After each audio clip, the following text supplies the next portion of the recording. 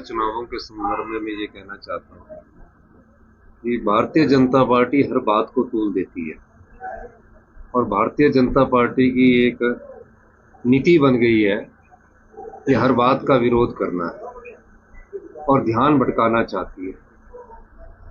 जब 2023 में आपदा आई थी, उस समय भारतीय जनता पार्टी कह रही थी कि विधानसभा का सेशन करवाओ। आपदा आई थी और हमने सेशन थोड़ा देर से करवाया था। तो भारतीय जनता पार्टी का जब हमने थोड़ा देर से सेशन करवाया तो उस समय आपदा पर हम चर्चा लाए। भारतीय जनता पार्टी ने उस समय 2023-24 में जो आपदा आई थी उस चर्चा में वॉकआउट किया, आपदा प्रभावित परिवारों के साथ खड़े नहीं हुए। इस बार 20 जून से लेकर भयंकर आपदा हिमाचल प्रदेश में आई हुई है और इस बार की आपदा 2023 से ज्यादा से बड़ी आपदा है। और पिछले दिनों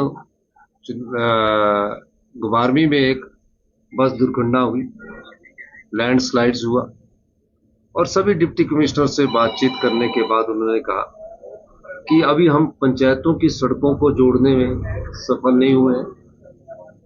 और पंचायतों की सड़कें इसलिए नहीं हुए क्योंकि बारिश इतनी ज्यादा हो रही है कि हम एक दिन सड़क खोलते हैं, अगले दिन लहासा उसमें आ जाता है। तो डिजास्टर एक्ट पूरे प्रदेश में था, वो पंचायती राज चुनावों के माध्यम से उनके कार्यप्रणाली पर फर्क पड़ रहा था।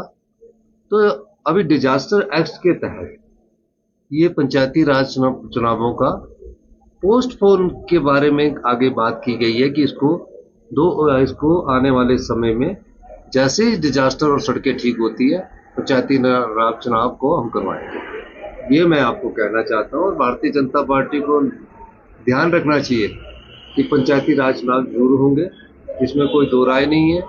और मैं ये भी कहना चाहता हूँ कि निश्चिंत रहिए, अभी सिर्फ हमें पहला जो हमारा कर्तव्य और दायित्व बनता है बारिश खत्म होने के बाद उन आपदा प्रभावित परिवारों को राहत पहुंचाना है, जिनके घर उजड़ गए हैं उन घरों को बसाना है, जिनके घर को आंशिक नुकसान हुआ है, सिल्ट गई है, उन घरों को मुआवजा देना है, जिनके पशु बह गए हैं उनको पशु का पूरा मुआवजा देना है।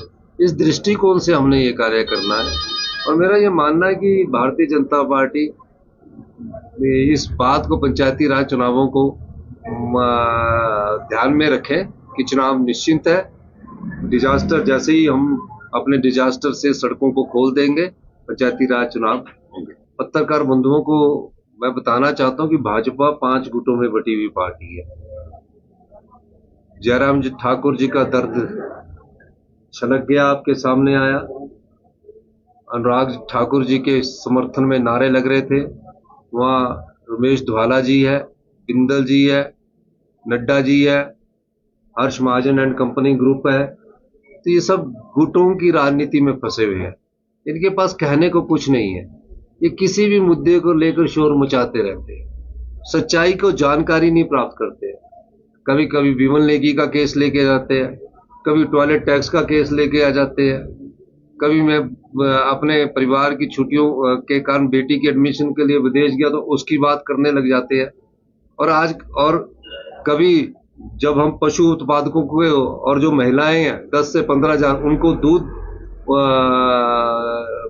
के डीबीटी के माध्यम से उनकी अर्थव्यवस्था को बढ़ाने की कोशिश कर रहे थे, तो 100 मीटर दूर जहाँ खाना था बना था वहाँ अपने कार्यकर्ताओं को भेजकर तालियां बजाकर मेरे खिलाफ नारे लगाते हैं।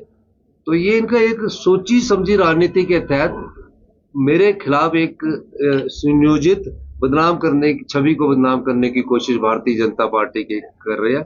उसका एक बालूगंज में भारतीय जनता पार्टी ने एक सेल स्पेशल इसमें बैठाया हुआ, पर इन चीजों से हम घबराने वाले नहीं है। गांव के किसान की और बागवान की आर्थिक सहायता देने में अगर हमारे को इस प्रकार की राजनीति इन्होंने करनी है तो ये करते रहे। पंचायती राज चुनाव कोई रद्द नहीं किए गए हैं। डिजास्टर एक्ट के तहत पहले ये कहा गया कि आपदा प्रबंधन से निपटे प्रदेश, आपदा प्रबंधन से नहीं निपटेंगे और पंचायतों के चुनाव में सब सम्मिलित हो जाएंगे तो जो घर गिरा उसके पैसे देने कौन जाएगा। जो सड़क टूटी है उसके पैसे देने कौन जाएगा? जो सड़कों की रिपेयर होनी है उसके पैसे देने कौन जाएगा? तो निश्चित रहिए पंचायत चुनाव समय पर होंगे।